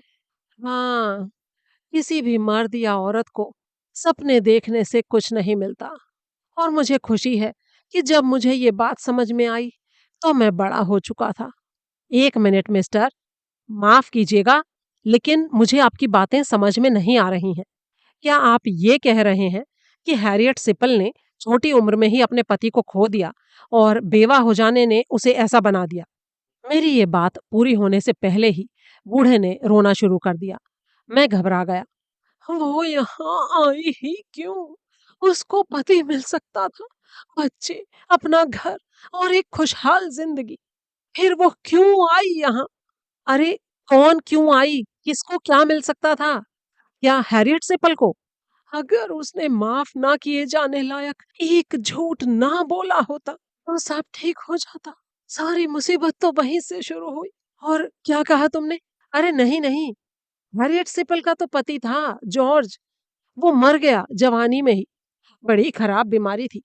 वो उस लड़के से ज्यादा बड़ा नहीं था जो अभी यहाँ बैठा था। वो स्टोकले, वो जो लड़का यहाँ बैठा था उसका नाम स्टोकले है। अरे नहीं भले आदमी, मेरा नाम स्टोकले है, वॉल्टर स्टोकले। उसका नाम मुझे थोड़ी पता है। उसने अपनी जिंदगी उसके नाम कर दी। मैं जानता हूँ क्यों। मुझे हमेशा से पता था क्यों। वो एक मजबूत आदमी था। चाहे उसने जो भी गुनाह किए हों, उसने उस आदमी के लिए सब कुछ कुर्बान कर दिया।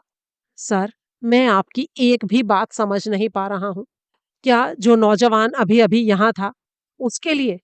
अरे नहीं नहीं, वो तो बस 20 साल का है। ऐसे फिजूल खर्च को अपनी जिंदगी सौंप देने में कोई तुक नहीं है जो अपने दिन शराब पीकर गुजारता हो। हाँ हाँ, मैं मानता हूँ, लेकिन क्या आप थोड़ा खुलकर समझा सकते हैं? वो किसी छोकरे से शादी थोड़ी कर सकती थी। जब एक बार किसी मजबूत मर्द के प्यार में पड़ गई थी तो इसीलिए वो उसे पीछे छोड़ गई। तभी मुझे वेटर राफेल बोबैक की बताई एक बात याद आई, जो उसने होटल ब्लॉक्सम के खाने के कमरे में बताई थी। मैंने स्टोकले से सवाल किया, क्या वो उससे कई साल बड़ी है, वो औरत? कौन औरत? स्टोकले ने हैरानी से पूछा। अरे वही औरत जिसकी तुम बात कर रहे हो। उसकी उम्र क्या है? तुमसे कम से कम 10 साल बड़ी होगी, शायद 42 या 43 की। मैं इस बात से प्रभावित हुए बिना नहीं रह पाया कि उसने मेरी उम्र का एकदम सही अंदाजा लगा लिया था। मुझे लगा कि मैं धीरे धीरे करके उससे आखिरकार समझ आने लायक बात निकलवा ही लूंगा। मैंने उसे फिर से कुरेदा। तो जिस औरत की तुम बात कर रहे हो, वो उस बेकार नौजवान से उम्र में बड़ी है जो अभी कुछ मिनट पहले इस कुर्सी पर बैठा था। स्टोकले के माथे पर बल पड़ गए। हाँ भले आदमी, वो उससे 20 साल बड़ी है। लेकिन पता नहीं, तुम पुलिस वाले कैसे अजीब अजीब से सवाल पूछते हो। मैंने मन ही मन सोचा, बड़ी उम्र की औरत और कम उम्र का आदमी, ठीक वैसा ही जोड़ा जिसके बारे में ब्लॉक्सम होटल में हैरियट, ईडा और रिचर्ड बातें करते सुने गए थे। यानी मैं शर्त या आगे बढ़ रहा था। मैंने कहा, तो उसकी शादी इस बेकार नौजवान से होनी थी, लेकिन उसने उसकी बजाय एक दूसरे ज्यादा मजबूत आदमी को चुन लिया, है ना? स्टोकले बड़ी ही बेचैनी से बोला। अरे नहीं नहीं, इस बेकार से नहीं। लेकिन पैट्रिक, महानता तो उसके हाथ में थी। वो जानती थी, समझती थी। अगर आप चाहते हैं कि औरतें आपसे प्यार करें, तो उन्हें ये दिखा देना चाहिए मिस्टर कैचपूल, कि आप महानता पा सकते हैं। मैंने एक गहरी सांस ली और कहा, मिस्टर स्टोकले, क्या तुम मुझे उस औरत का नाम बता सकते हो जिसकी तुम बात कर रहे हो, जिसके लिए तुम चाहते थे कि वो यहाँ आती ही नहीं, जो एक ज्यादा मजबूत आदमी से मोहब्बत करने लगी और जिसने माफ ना किए जाने लायक एक झूठ बोला? बूढ़े ने सिर्फ सिर हिलाया और जवाब कुछ नहीं दिया। अच्छा, ये पैट्रिक कौन है? उसका पूरा नाम क्या है? क्या उसके नाम के इनिशियल्स PJI हैं? और क्या ग्रेट हॉलिंग में जेनी नाम की कोई औरत है या पहले कभी थी? स्टोकले ने बड़े ही निर्विकार भाव से कहा, महानता उसकी मुट्ठी में थी। अरे हाँ बिल्कुल थी, लेकिन आगे क्या? उसने उसके लिए सब कुछ कुर्बान कर दिया। लेकिन मेरी राय में अगर आज भी उससे पूछो, तो वो कभी नहीं कहेगी कि वो ऐसा करके पछताई। वो और कर भी क्या सकती थी? वो उससे प्यार करती थी, और प्यार में दलीलें थोड़ी चलती हैं। इतना कहकर उसने अपनी कमीज को पकड़कर मरोड़ा, और मेरा भी ठीक वैसा ही करने का मन हुआ उसकी गर्दन के साथ, जब अगले आधे घंटे तक भी मैं उससे कोई भी तर्कपूर्ण बात निकलवाने में असफल रहा। और फिर जब इस सब को सहना मेरी ताकत से बाहर हो गया, तो आखिरकार मैंने हथियार डाल दिए। इससे आगे की कहानी के लिए सुने अगाथा क्रिस्टी के नॉवल द मोनोग्राम मर्डर्स का दूसरा भाग।